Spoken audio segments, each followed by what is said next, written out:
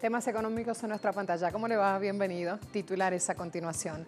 Vamos a revisar lo que ocurre en Ecuador, donde el presidente Lenín Moreno anunció que en las próximas horas presentará un nuevo proyecto de ley de urgencia económica, 2 horas después que la Asamblea Nacional negara y archivara el proyecto de ley de crecimiento económico. Protestas en las calles del Líbano ante la posible designación de un multimillonario como nuevo primer ministro, un tema latente, 30 días de protestas en este país. Y hoy en nuestro expediente económico, los riesgos de Brasil al análisis.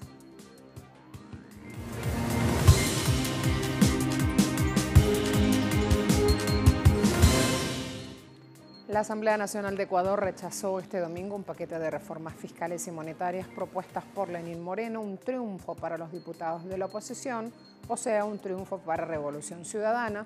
La propuesta oficial establecía una contribución de entre 0,1 y 0,2% para las empresas que facturen más de $1 millón al año, establecía el cobro del IVA a los servicios digitales a través de plataformas en Internet.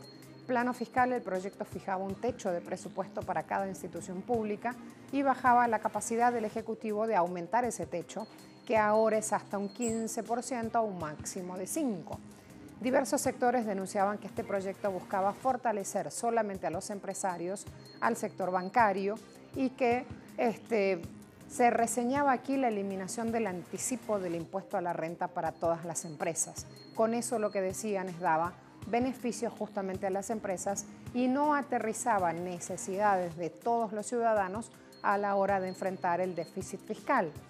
Por eso, CONAIE Ecuador, con 70 votos archivada y negada la mal llamada Ley de Crecimiento Económico, se mantiene así, diciendo en redes sociales que la presión social logró primero la derogatoria de este decreto 883 y hoy otra imposición del FMI que atentaban los derechos del pueblo y era nefasta para el país, es negada. Allí se exalta entonces la lucha del pueblo unido, ley de crecimiento económico negada y archivada. 2 horas después sale Lenín Moreno y dice, mando justamente un nuevo esquema de trabajo. La negación, señorita, era la salida, porque si no nos iban a meter caramelos envenenados. A través de 2 o 3 cosas que sí tenía positivo este proyecto, querían hacer que malévolamente pase por el Ministerio de la Ley. Gracias. Habló Lenín Moreno, les decía, en una alocución televisada, dijo en las próximas horas, lo voy a intentar otra vez, el nuevo proyecto se llama Proyecto de Urgencia Económica. En las próximas horas enviaré a la Asamblea Nacional un nuevo proyecto de urgencia económica enfocado en los temas tributarios. Las reformas al Código de Planificación de Finanzas Públicas se presentarán en un proyecto aparte para que no haya pretextos en la Asamblea Nacional. En ese proyecto se ratificará la defensa de la dolarización a través de un Banco Central que con la suficiente independencia garantice equilibrio en las decisiones. Otro punto. A solo 8 días del golpe de Estado contra Evo Morales, la crisis política se agudiza, afectando también la vida económica. Ciudadanos hicieron largas filas en La Paz ayer domingo buscando comprar pollo, huevo, combustible para poder cocinar. La situación hace crecer la especulación, los precios suben muy rápidamente. La libra de tomate, medio kilo aproximadamente, estaba a 2 bolivianos y ahora se vende a 6, casi $1. El queso costaba 20, ahora está a 35, $5. Con el producto básico de la cocina boliviana, como es la papa, pasa lo mismo. También una arroba, unos 11 kilos, salía 40 bolivianos, pero en este momento se vende a 70. Hay que señalar que la incertidumbre crece ante los anuncios de los productores de hoja de coca, quienes habían dado un plazo de 48 horas a Áñez para que renuncie. De lo contrario, dijeron, paralizarán el país.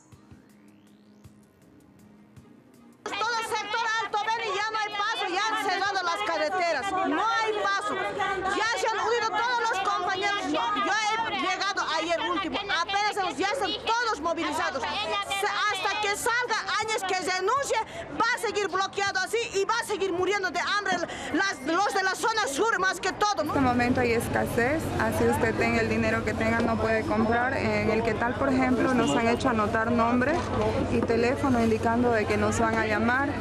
Los precios han subido bastante, lo que no es accesible para muchos hogares, ¿no? Y no hay, lamentablemente, en la hora del hambre no hay como decir a los niños, no hay. Cuando llega el neoliberalismo, así tiende la mesa. También Haití vive la peor crisis humanitaria. Desde la escasez de combustible que hace meses se están reclamando en las calles, tenemos ahora una situación donde Jovenel Moïse, el presidente, aumentó el costo de los productos petroleros. El país sigue con intensas protestas que se transformaron ya en una feroz campaña contra Moïse, que cerró empresas y escuelas. Haití necesita apoyo internacional para hacerle frente a la crisis humanitaria que vive. 3,7 millones de personas necesitan asistencia urgente para comer. Por otro lado, Naciones Unidas y el Programa Mundial de Alimentos luchan para dar ayuda y aquí se encuentran con graves temas. Por ejemplo, el bloqueo de carreteras. Para poder lanzar este tipo de operaciones y recaudar millones de dólares, dicen ellos, necesitan un país despejado. La cuestión es que la falta de gobierno que se vive y una investigación en marcha por malversación de fondos impide que Haití acceda a cientos de millones de dólares que supuestamente ya tiene guardados en fondos de ayuda internacional, así como nuevos préstamos del Banco Mundial.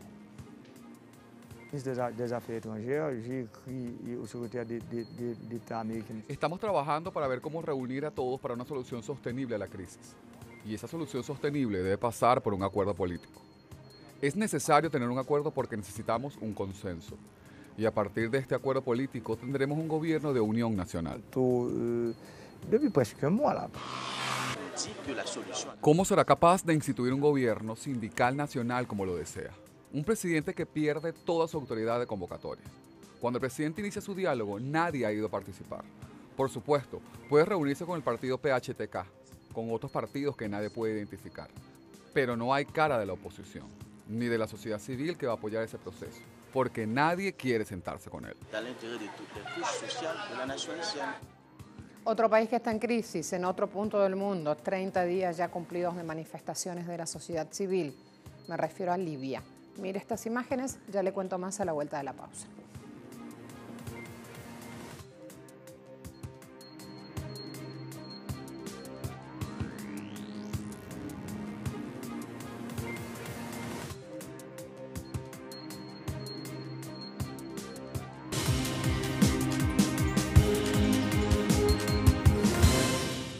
La grave crisis económica y política que se prolonga desde hace semanas en el Líbano se agudiza.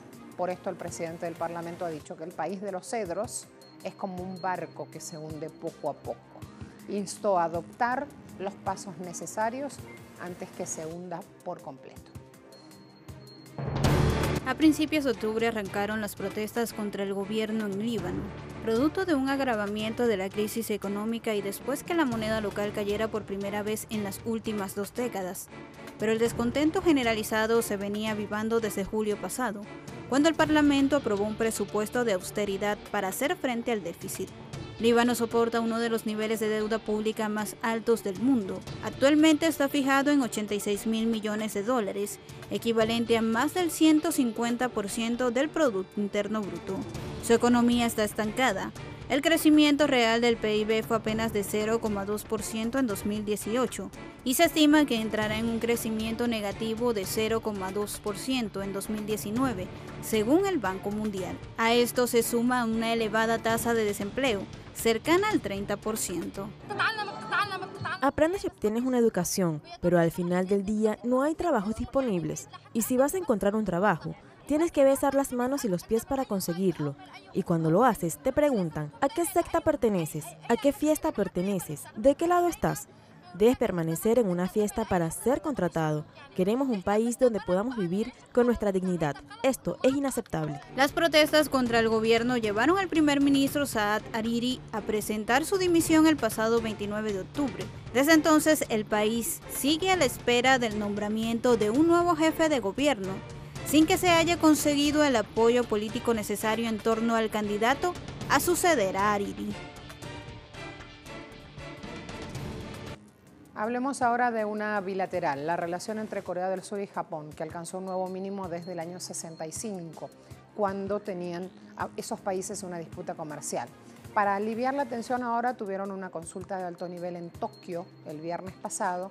Esa consulta fue tanto a nivel gubernamental como a nivel no gubernamental. Los ministros de Exteriores tuvieron una reunión. Por su parte, la Federación de Industrias de Corea del Sur y la Federación de Empresas de Japón, dos organizaciones influyentes, también se reunieron. ¿Qué buscan? Confianza mutua, comprensión, comunicación. Japón, tengamos en cuenta que endureció regulaciones a principios de julio pasado sobre su exportación a Corea del Sur.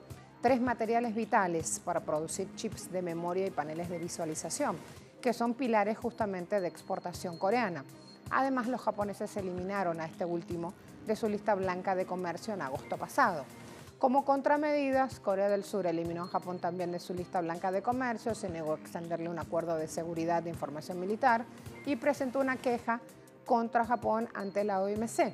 Así que se necesitaba este encuentro y hay que estar atentos a los resultados, porque recién el viernes es cuando se dio la formación de comisiones que van a trabajar sustentando temas básicos donde necesitan ponerse de acuerdo. Mientras unos apuestan a barreras comerciales, otros dinamitan sus relaciones. Desde China la apuesta es al multilateralismo, así quedó demostrado una vez más en los discursos de Xi Jinping, cerrando BRICS acá en Brasilia. Recordemos que ese encuentro terminó la semana pasada. Allí se vieron discursos que han trazado el rumbo de la próxima década dorada de cooperación BRICS y allí también se vio un fuerte impulso a la reforma del sistema de gobernanza global. Creo que el elemento muy importante es el esfuerzo de BRICS, liderado por China, y varios otros foros también han visto a China tomar iniciativas para reducir los aranceles, garantizar el comercio justo y libre, impulsar la globalización. Y su discurso menciona que China se está abriendo continuamente para el resto del mundo, mucho, mucho más. Y también alentando las importaciones de otros países. Y creo que fue una muy buena señal de que China lo está haciendo en términos de tomar la iniciativa, ya que espera que otras naciones hagan lo mismo. Es una reafirmación que ha hecho el presidente Xi Jinping, no solamente con dichos, sino con hechos. Eso es lo importante, porque China ha venido haciendo medidas económicas para mayor apertura de su comercio, compromiso para importar mucho más. Hemos tenido recientemente la Feria de Importaciones y Exportaciones de Shanghái, con un éxito total, con récord de compras, de contratos que se han firmado. Así que es un compromiso que se muestra con hechos y que tiene el apoyo de gran parte del mundo. La apertura de su mercado prometida por el presidente Xi Jinping envía una señal importante. Una economía abierta conducirá al crecimiento común de todos los países. Estoy de acuerdo con las propuestas de China de impulsar el crecimiento económico a través de la cooperación entre las economías, especialmente a través de la inversión, la producción o exportar. A la vuelta, ya que el último experto era brasileño, les quiero contar que vamos a hablar de Brasil y los riesgos que el país se enfrenta. Sector de análisis al regreso.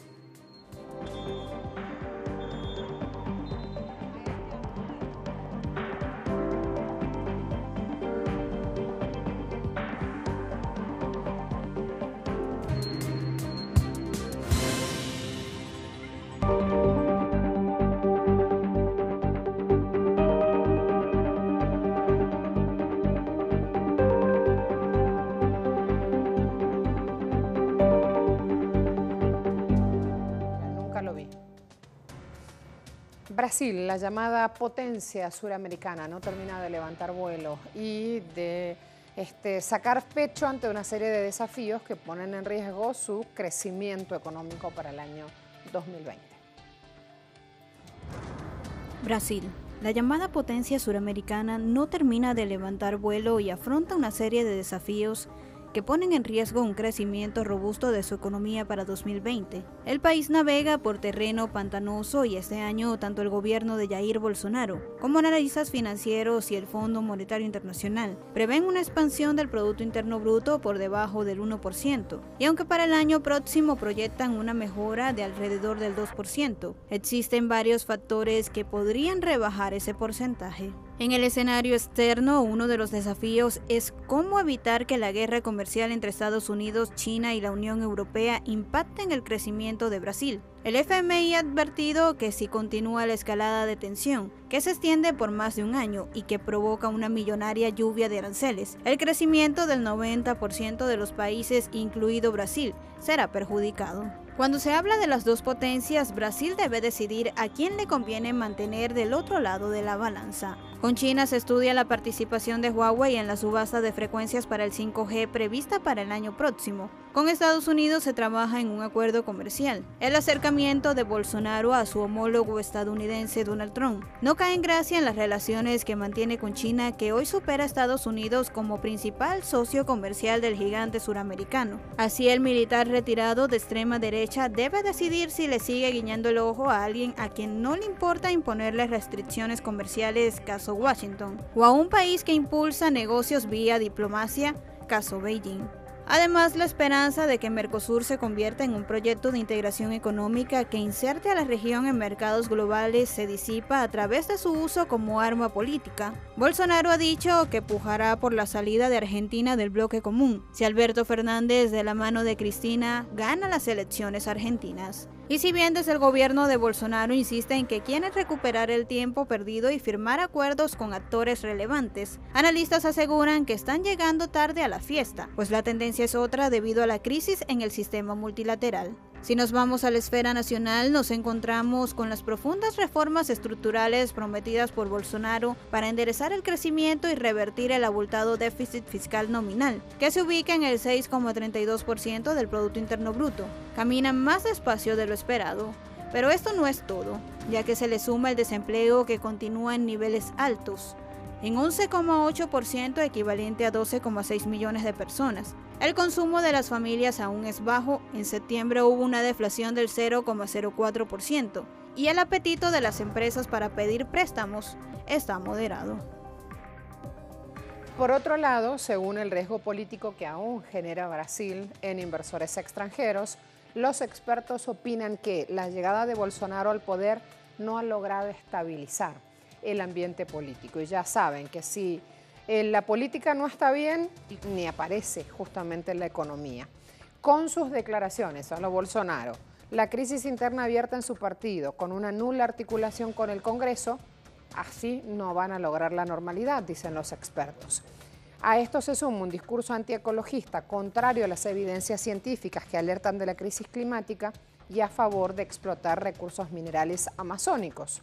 Destacan analistas, esta postura puede que genere lo contrario, la huida de inversores en el mediano plazo, una oportunidad perdida para situar a Brasil como líder mundial en esta transición hacia una economía sostenible.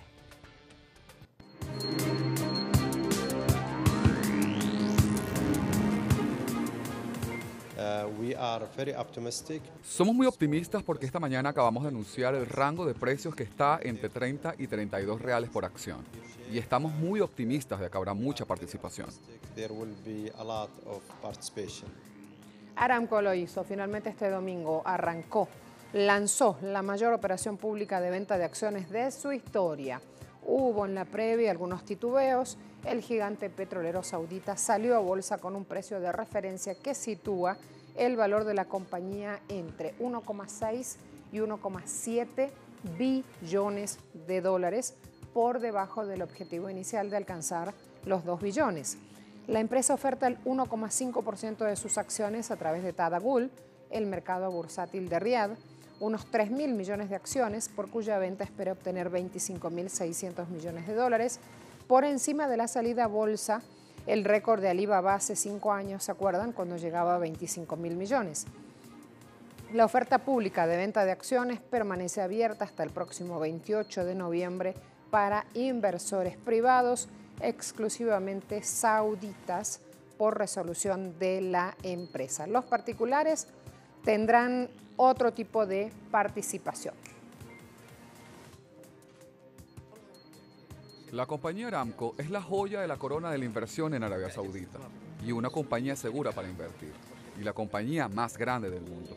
Gracias a Dios, es una muy buena oportunidad que el príncipe heredero Mohammed bin Salman nos haya dado la oportunidad de suscribirnos, socios en este éxito. 63.34, 57.81, Brent y WTI, que cotizan en dólares y por barril, y la cesta venezolana PDVSA, que cotiza en yuanes, cerró la semana en 357,40 yuanes. Hasta luego.